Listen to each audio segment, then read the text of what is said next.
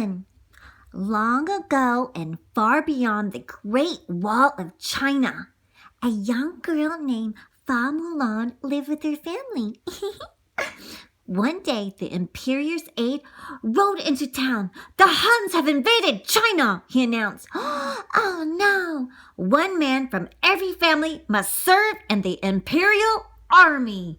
"Ba-do-do-do! Do-do-do-do!" the man on the horse announced. Oh no!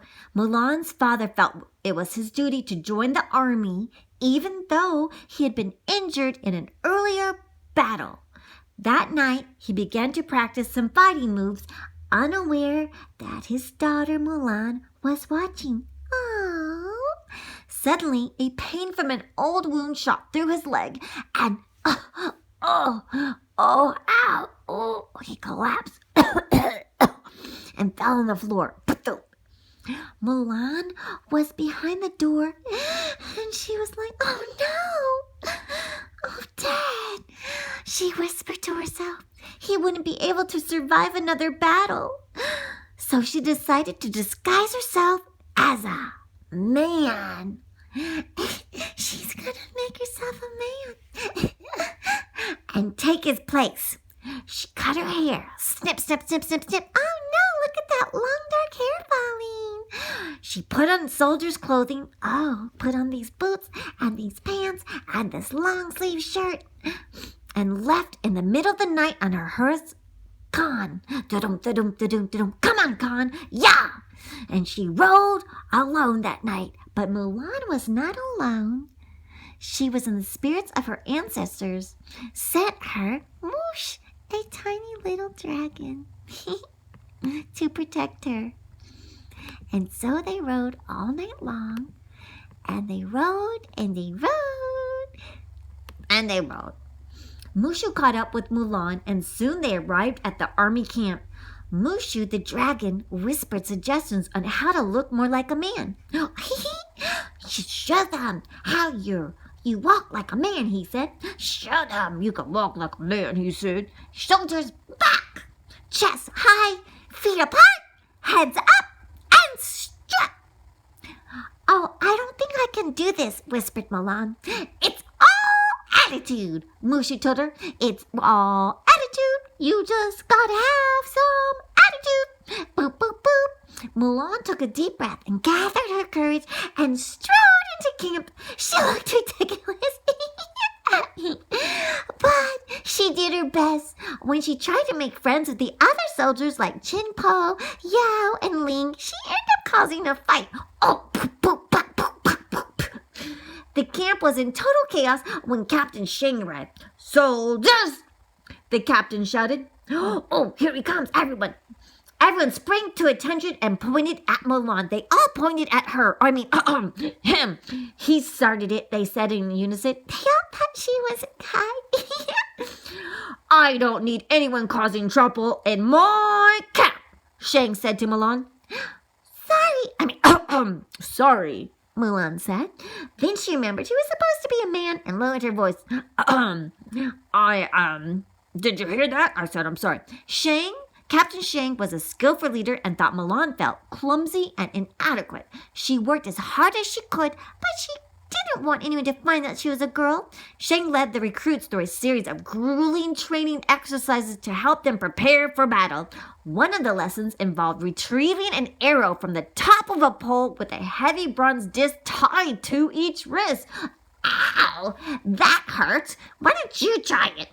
"One represents discipline and the other strength," Shang said of the disc. "You need both to reach the arrow." But no one was able to do it. Oh my gosh, it was so hard. But finally, after several attempts, Mulan had an idea. "Hey, I have a bright idea." She pulled the weights onto her wrists, looped them together, and used them to hoist herself to the top. She done it! She did it! Oh my gosh, she did it! Yay! So all the soldiers admired Mulan's determination, and even her new friend Chin Po, Ling, Yan Yao didn't even know that she was a man. After training, Shang led the soldiers to the Tangshan Pass to meet the rest of the army. When they arrived, they discovered the army had been defeated and none of the soldiers had survived. Shang was especially upset when he realized that his father, the general, had been killed. That's sad. I'm sorry, Mulan said, trying to comfort him. Shang composed himself and turned to his soldiers. The Huns are moving quickly. We're the only hope for the emperor now. Move out, he ordered. Oh, no. Before long, the Huns discovered Shang and his troops. Hundreds of them raced over the mountaintop, firing arrows at Shang's small band of soldiers. Mulan seized the cannon and ran right toward the Huns. When she almost reached the leader, Shan Yu, Mulan aimed the cannon above his head. The rocket hit the mountain behind him and caused a huge avalanche. Snow tumbled down quickly, burying the enemy. Yay! She got him! She got him! I mean, he got him! He got him! Mulan's a he! It's not a she! Nobody knows! Shh! Shh! Nobody tell! She's doing a good job! Oh, Mulan had been wounded! Oh no! But she was able to jump on her horse and pull Shang away from the snow just before he was buried. As Chin Po and the others helped him to safety, Shang looked at Mulan with admiration. Ping, you are the craziest man I've ever met. For that, I owe you my life, he said. From now on, you have my trust. But Mulan's wound had to be treated. It was the soldiers. Then that's when they discovered she was really a girl. I mean, yeah, she wasn't a guy. At that time in China, Mulan's deception was punishable by death. Shang spared her. A life for a life, he declared. My debt is repaid. He told her she was not allowed to continue with the other soldiers. Dejected, Mulan watched the troops march away, leaving her alone with Mushu, her dragon, and Khan, her horse. With a heavy heart, she confided in the dragon. I should have never have left home. I just wanted to do things right so that when I looked in the mirror, I would see someone worthwhile. But I was wrong. I see nothing. You wished you'd like to help those people you love, Mushu the dragon said. But don't you worry. Things will work out. Things will work out. Things will work out. Don't you worry, Mulan. Things will work out. Things will work out. Don't you worry. Don't you worry. You will see. Things will work out and you will see. Okay, so she was sad, but he was trying to comfort her. And then guess what happened?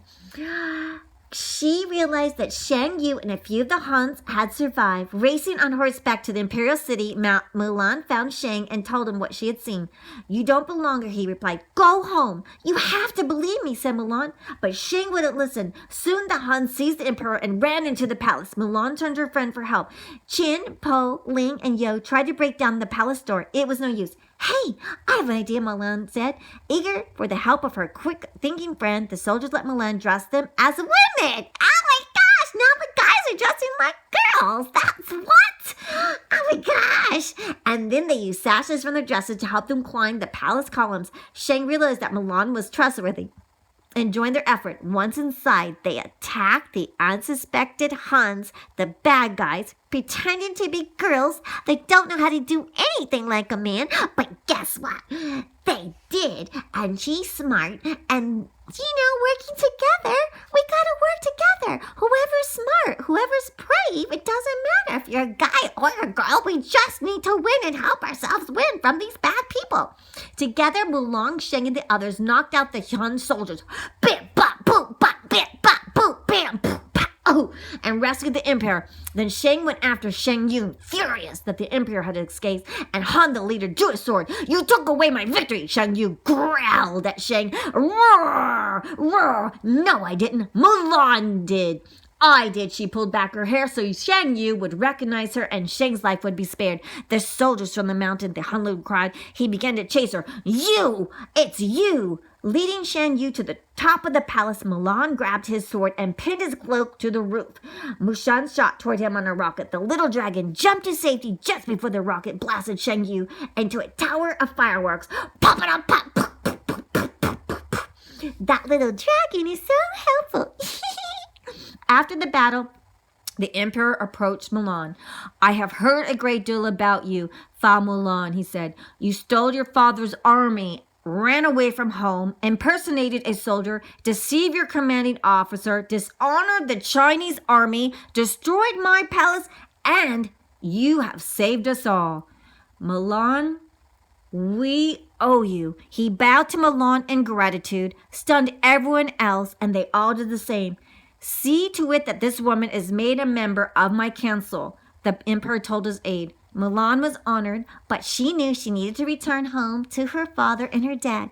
Then take this to your family. You will know you have done for me. The emperor said, handed her a pendant with his crest on it. Then he gave her Shen Yu's sword, and this so the world will know what you have done for China. Oh my gosh, she got a sword and the emperor's crest, and she saved China. Oh, Mulan thanked the emperor. Thank you. And she said goodbye to her friends. Goodbye. Thank you, everyone. She hugged them, and they hugged her and gave her a handshake. It was time for her to go home to her father's. At home, Mulan presented the emperor's pendant and Shang Wu's sword to her father. They are gifts to honor the Fa family, she explained, and bowed her head. He put them aside and hugged Mulan. The greatest gift and honor is having you for a daughter, he said. Ah! Shang had followed Mulan home. He realized that his feelings for her had grown. She had been very curious, and he admired her for her. She is courageous. Mulan invited Shang to stay for dinner. He and her family celebrated, delighted everything had turned out so well. Oh my gosh, it's so nice to be home, Dad. I'm so proud of you, daughter. Check out more Sir Herbert Sneaky's podcast, Enchanted Readings, and check out some of his books. And thank you for listening. The end.